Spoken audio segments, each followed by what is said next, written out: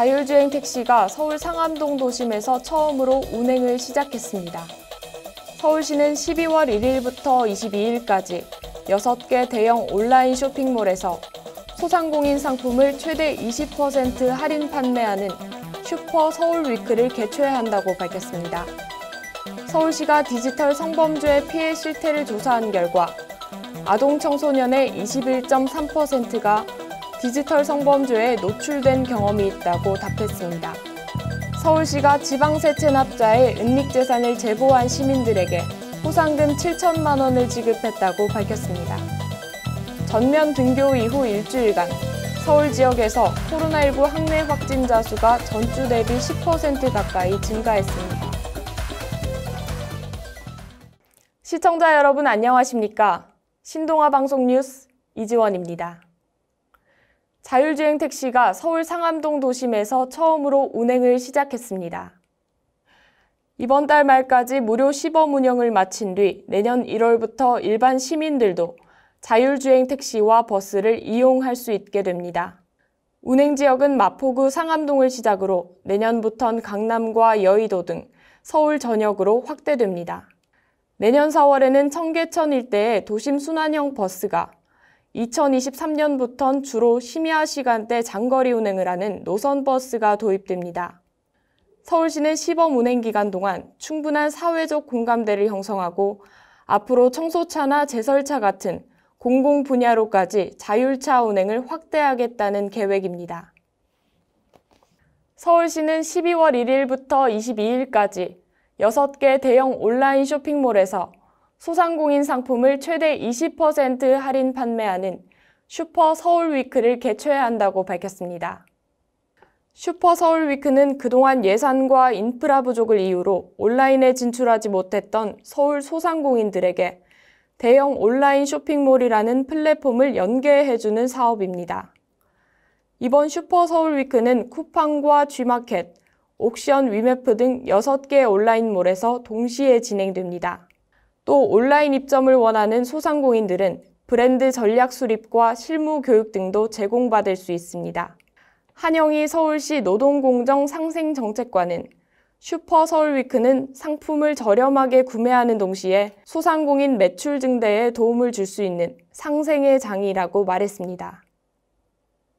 서울시가 초중고등학생 4,000명을 대상으로 디지털 성범죄 피해 실태를 조사한 결과 아동 청소년의 21.3%가 채팅이나 SNS 등의 디지털 성범죄에 노출된 경험이 있다고 답했습니다. 아동 청소년 가운데 56.4%는 성적 메시지나 사진을 받은 적이 있다고 답했고 일방적으로 만남을 요구받은 경우가 27.2%, 노출 사진 등을 요구받았다는 응답은 3.8%였습니다. 하지만 디지털 성범죄 피해에 아무 대응도 하지 않았다는 답변은 27.5%로 그 이후로 어떻게 해야 할지 몰랐다는 응답이 78.5%로 가장 많았습니다. 이에 대해 서울시는 디지털 성범죄 피해자 통합 지원 기관을 설치해 디지털 성범죄 예방부터 삭제 지원까지 통합적인 피해자 지원 체계를 구축해 나가겠다고 말했습니다. 서울시가 지방세 체납자 은닉재산을 제보한 시민들에게 포상금 7천만 원을 지급했다고 밝혔습니다. 현재 서울시가 관리하고 있는 지방세 체납자는 모두 2만 5천 명으로 체납액은 1조 9천억 원에 달합니다.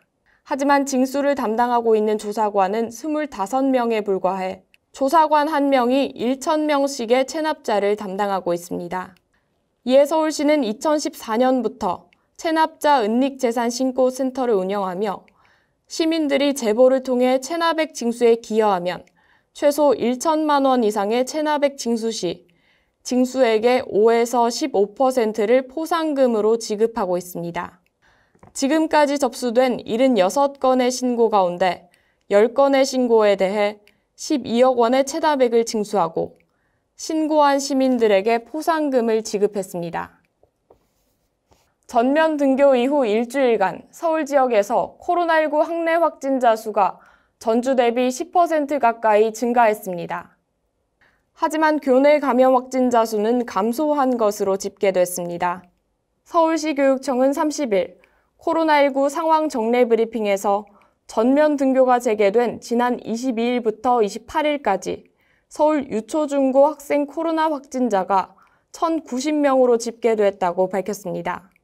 반면 전면 등교 이후 일주일간 교내 감염 확진자 수는 전주 대비 16명 감소했습니다.